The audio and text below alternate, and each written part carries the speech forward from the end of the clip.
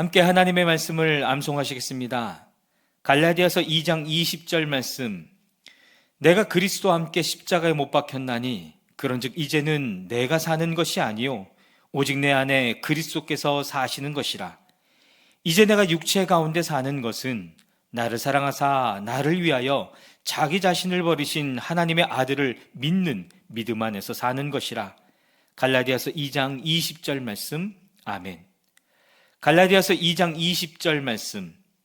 내가 그리스도와 함께 십자가에 못 박혔나니 그런즉 이제는 내가 사는 것이 아니요 오직 내 안에 그리스도께서 사시는 것이라. 이제 내가 육체 가운데 사는 것은 나를 사랑하사 나를 위하여 자기 자신을 버리신 하나님의 아들을 믿는 믿음 안에서 사는 것이라. 갈라디아서 2장 20절 말씀. 아멘. 역대하 10장입니다. 온 이스라엘이 르호보암을 왕으로 세우려고 세겜에 모였으므로 르호보암이 세겜으로 갔다. 느밧의 아들 여로보암이 이 소식을 들었다. 그는 솔로몬 왕을 피하여 이집트에 가 있었는데 이 소식을 듣고 이집트에서 돌아왔다. 사람들이 여로보암을 불러내니 그와 온 이스라엘이 르호보암에게 가서 이렇게 말하였다. 임금님의 아버지께서는 우리에게 무거운 멍에를 메우셨습니다. 이제 임금님께서는 임금님의 아버지께서 우리에게 메우신 중노동과 그가 우리에게 지으신 이 무거운 멍에를 가볍게 해주십시오. 그러면 우리가 임금님을 섬기겠습니다. 르호보암이 그들에게 말하였다. 사흘 뒤에 나에게 다시 오시오. 이 말을 듣고 백성들은 돌아갔다. 르호보암 왕은 그의 아버지 솔로몬이 살아있을 때에 그의 아버지를 섬긴 원로들과 상의하였다. 이 백성에게 내가 어떤 대답을 하여야 할지 경들의 충고를 듣고 싶습니다. 그들이 르호보암에게 이렇게 대답하였다. 임금님께서 이 백성에게 너그럽게 대해주시고 백성을 반기셔서 그들에게 좋은 말로 대답해 주시면 이 백성은 평생 임금님의 종이 될 것입니다. 원로들이 이렇게 충고하였지만 그는 원로들의 충고를 무시하고 자기와 함께 자라 자기를 받드는 젊은 신하들과 의논하며 그들에게 물었다. 백성이 나에게 선친께서 메워주신 멍에를 가볍게 해달라고 요청하고 있어. 이 백성에게 내가 어떤 대답을 해야 할지 그대들의 충고를 듣고 싶소.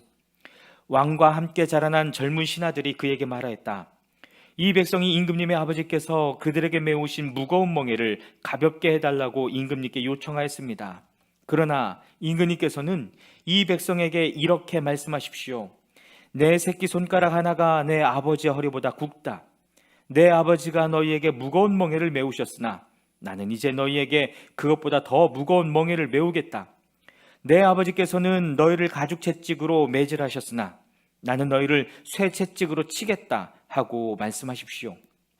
왕이 백성에게 사흘 뒤에 다시 오라고 하였으므로 여로보암과 온 백성이 사흘째 되는 날에 르호보암 앞에 나왔다. 왕은 원로들의 충고를 무시하고 백성에게 가혹하게 대답하였다.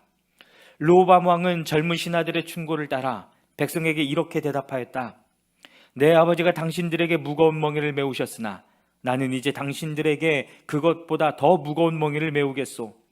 내 아버지께서는 당신들을 가죽 채찍으로 매질하셨으나 나는 당신들을 쇠 채찍으로 치겠소.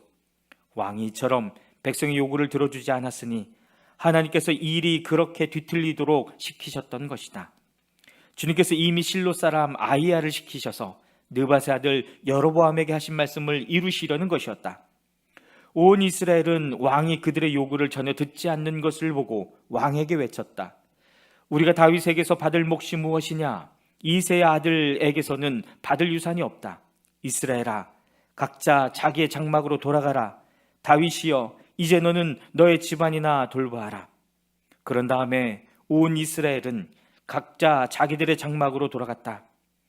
그러나 유다의 여러 성읍에 살고 있는 이스라엘 자손은 르호보암의 통치 아래에 남아 있었다.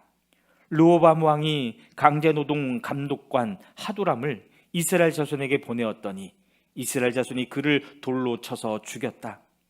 그러자 르호보암 왕은 급히 술에 올라서 예루살렘으로 도망하였다. 이렇게 이스라엘은 다윗 왕조에 반역하여 오늘에 이르렀다. 역대하 11장입니다. 르호보암이 예루살렘에 이르러 유다와 베냐민 가문의 동원명을 내려서 정병 18만 명을 소집하였다. 그는 이스라엘과 싸워서 왕국을 다시 르호보암에게 돌리려고 하였다.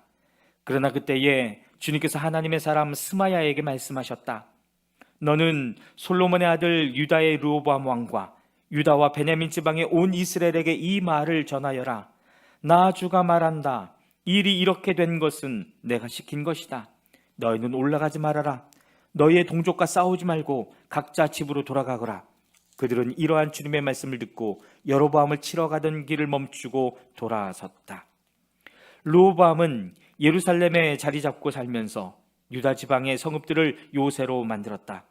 베들레헴과 에담과 드고아와 벳술과 소고와 아둘람과 가드와 마레사와 십과 아도라임과 라기스와 아세가와 소라와 아얄론과 헤브론이 그가 유다와 베냐민 지방에 세운 요새 성읍들이었다. 그는 이 요새 성읍들을 강화하고 거기에 책임자를 임명하고 양식과 기름과 술을 저장하여 두었다.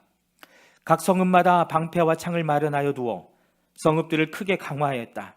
이렇게 유다와 베냐민은 르호보암의 통치하에 들어갔다.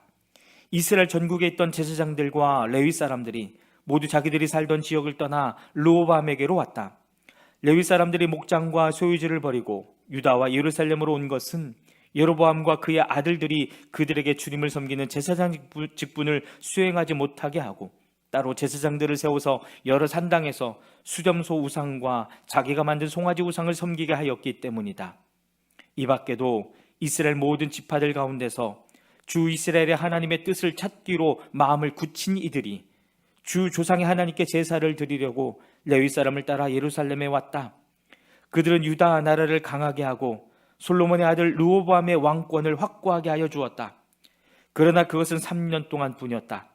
르호보암이 다윗과 솔로몬의 본을 받아 산 것이 3년 동안이었기 때문이다. 르호보암은 마할랏을 아내로 맞이하였다. 마할랏은 아버지 여리못과 어머니 아비하일 사이에서 태어난 딸이다. 그의 아버지 여리못은 다윗의 아들이고 그의 어머니 아비하일은 이새의 아들인 엘리압의 딸이다. 마할랏과의 사이에서 세 아들 여우스와 스마리아와 사함이 태어났다. 그 뒤에 르호보암은 압살롬의 딸 마아가를 아내로 맞아들였는데 마아가와의 사이에서는 아비야와 아떼와 시사와 슬로못이 태어났다. 르호보암은 아내 18명과 첩 60명을 거느렸고 그들에게서 아들 28명과 딸 60명을 보았지만 그는 다른 아내들이나 첩들보다 압살롬의 딸 마아가를 더욱 사랑하였다. 르호보암은 마아가의 아들 아비야를 자기의 후계자로 삼을 생각이었으므로 왕자들 가운데서 서열을 가장 높게 하였다. 르호보암은 슬기롭게도 자기 아들들에게 유다와 베냐민 전 지역과 요새 성읍들을 나누어 맡기고 양식도 넉넉하게 되어 주었으며 아내들도 많이 얻어 주었다. 역대하 12장입니다. 르호보암은 왕위가 튼튼해지고 세력이 커지자 주님의 율법을 저버렸다. 온 이스라엘도 그를 본받게 되었다. 그들이 주님께 범죄한 결과로 르호보암 왕이 즉위한 지 5년째 되던 해에 이집트의 시삭 왕이 예루살렘을 치러 올라왔다. 그는 병거 1200대, 기병 6만 명, 거기에다가 이루 헤아릴 수 없이 많은 리비아와 숲과 에티오피아 군대를 이끌고 이집트에서 쳐들어왔다. 시삭은 유다 지방의 요새 성읍들을 점령하고 예루살렘까지 진군하여 왔다. 그때 유다 지도자들이 시삭에게 쫓겨 예루살렘에 모여 있었는데 스마의 예언자가 르호보암과 지도자들을 찾아와서 말하였다. 주님께서 이렇게 말씀하십니다.